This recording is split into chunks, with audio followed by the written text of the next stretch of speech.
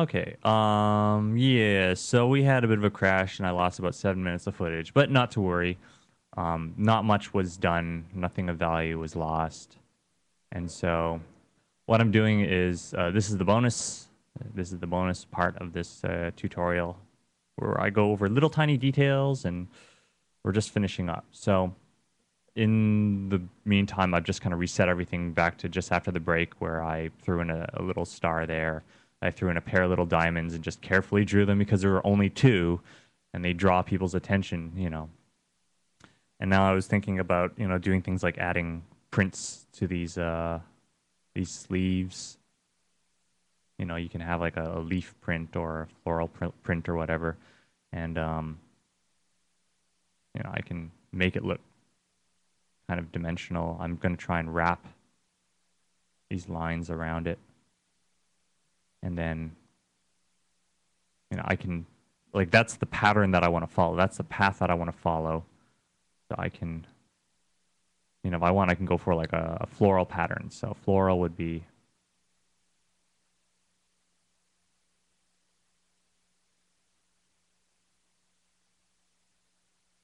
and I can just go all the way over the whole thing, but that's one thing. But anyway, I'm starting to think that the more white that I add on that, the more it's just, um, the, the,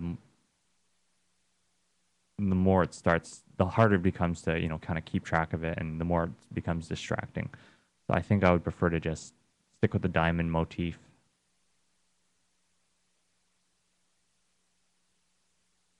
I'm just thinking, it's like I'm looking at the left side and the right side saying, is that any better? I'm like, no, not really, it isn't. So I should just leave it alone. Like I said in one of the earlier videos, that sometimes, you got to know when to stop. And I'm going to take my own advice right there.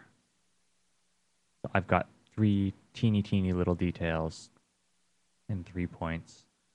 And I'm going to go back to the back accessories layer, and I can do the same thing with a bow. I can,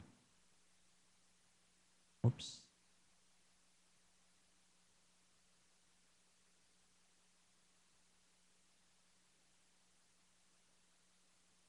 Why is this thing not doing what it's supposed to do? It's because there's a stencil on everything. That's why.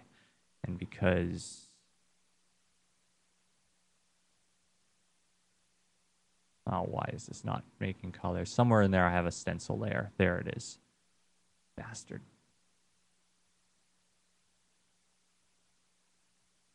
All right, so I can add, like a big,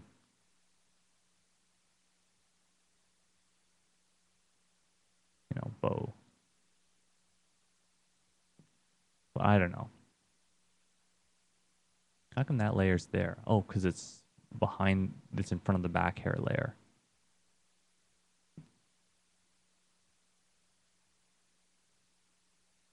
A big bow. All right, so I mean that's something that you could do. I don't know. I'm not liking it. It's way too distracting.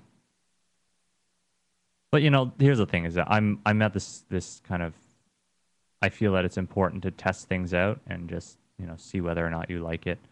Um, you never know until you try. Well, sometimes you just need to know why it shouldn't work out. And sometimes you'll be pleasantly surprised in that it actually does work out.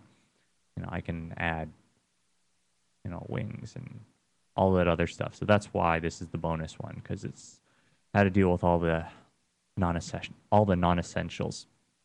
And on my figure layer, I have that little color swatch, so I'm just going to move it now. Yes, the layer was locked, blah, blah, blah. I locked it. I know.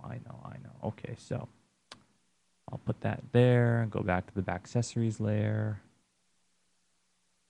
back to my field stroke tool.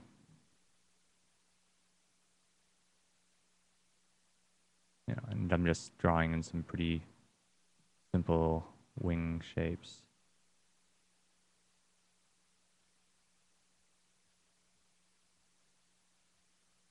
As you can see, it's a very simple shape. And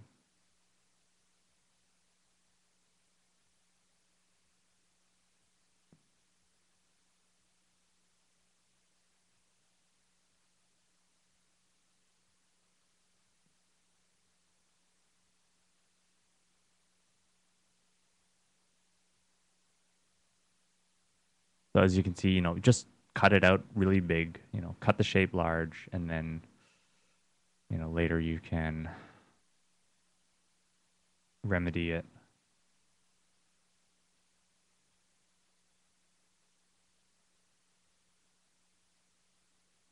The only problem is it is kind of interfering with the bow shape.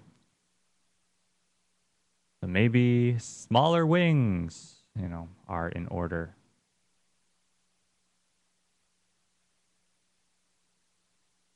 I like the wings because they do frame her. It's just they mustn't compete. I gotta clip them wings. Give her little useless wings. Hey, you expect her to fly with those? Give me a break, man. She goes flying off, she goes jumping off a cliff. She ain't gonna wind up well. It's not gonna end well.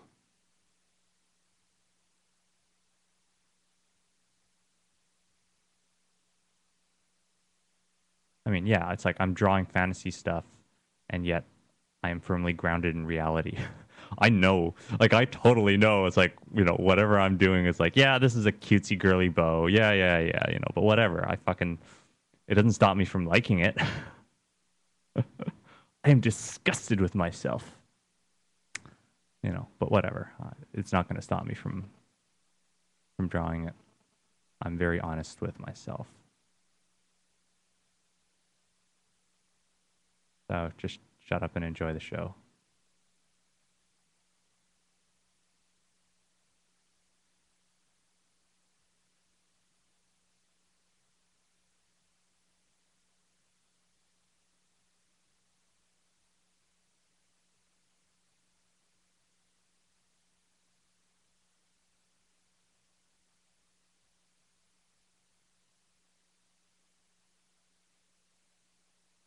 You'll notice how I like squaring off the ends of the feathers. It's a stylistic habit of mine.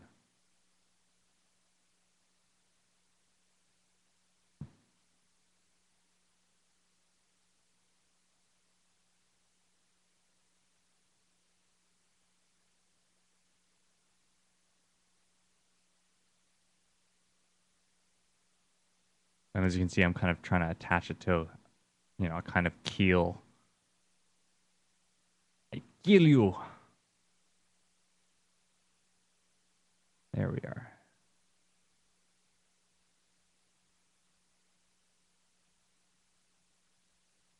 And also trying to get this shape to unify. It is currently denying unification. In fact, you know what? The way that it's looking, it's almost starting to look more like bat wings than it is starting to look like bird wings, which is not necessarily a bad thing. I mean, I could probably just go with like concave points on this.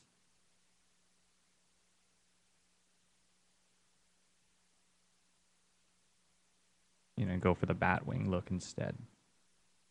That's the thing, is that whenever you're looking at a design, is that for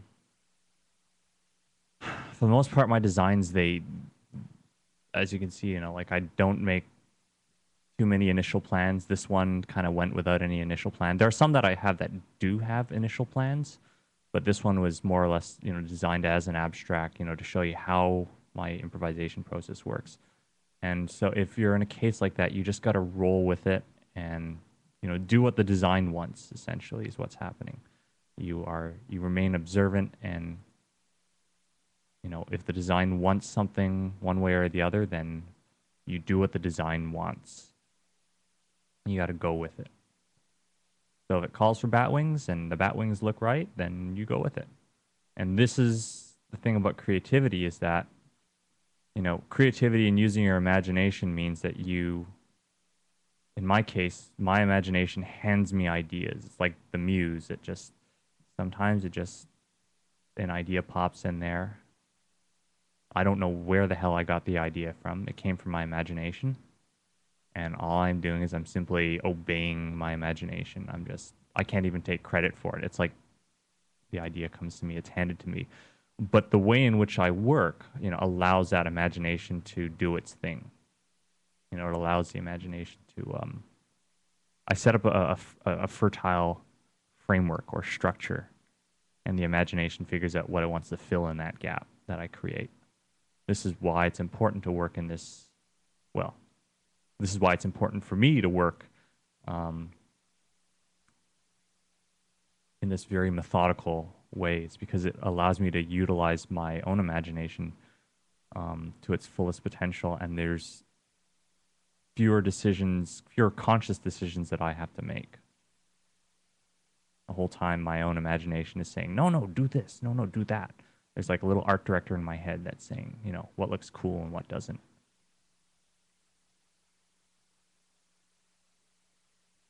I'm looking at this thing and thinking, it's not symmetrical. So I'm just going to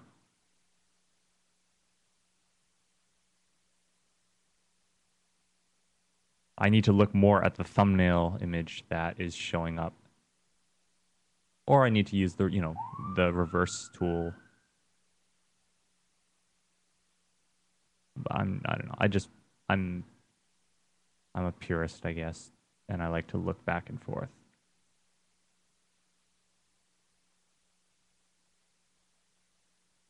And I'm just too comfortable to want to go and hit that reverse view key. And I'm afraid to, because I know that if I hit it, all the problems and asymmetries are going to come scrambling out of the woodwork. Yeah, you know, you should flip your drawing left and right. Okay, okay, yeah, whatever. You can hit the dislike button. That's what it's for.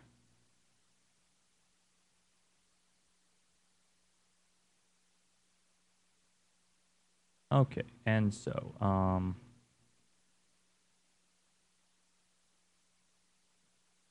man.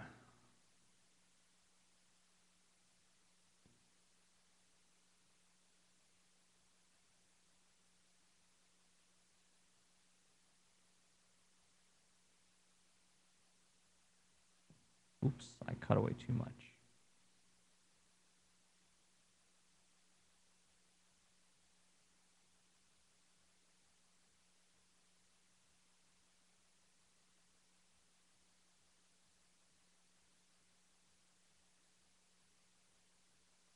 Okay, you know, I give up.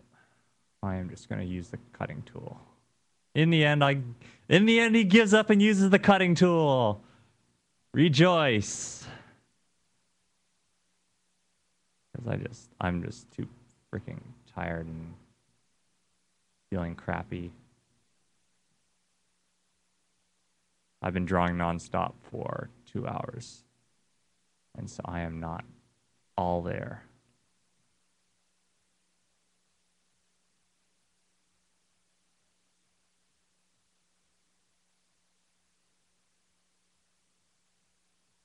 And maybe one of the reasons why the asymmetry is so difficult is because somewhere in there my main pose is asymmetrical. Okay, so that's that. Let's package this thing up and get ready for release in the next 1 minute.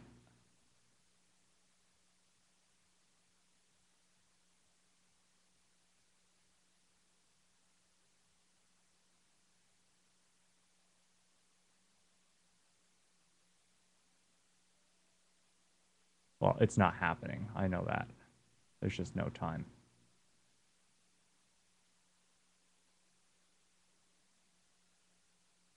I'm just using a wedge brush right now to do this.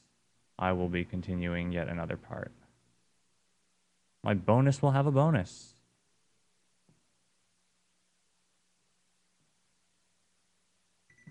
Yeah, I know.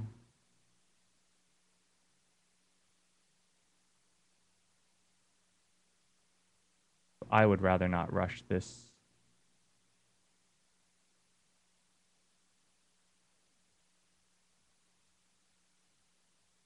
I would rather do a good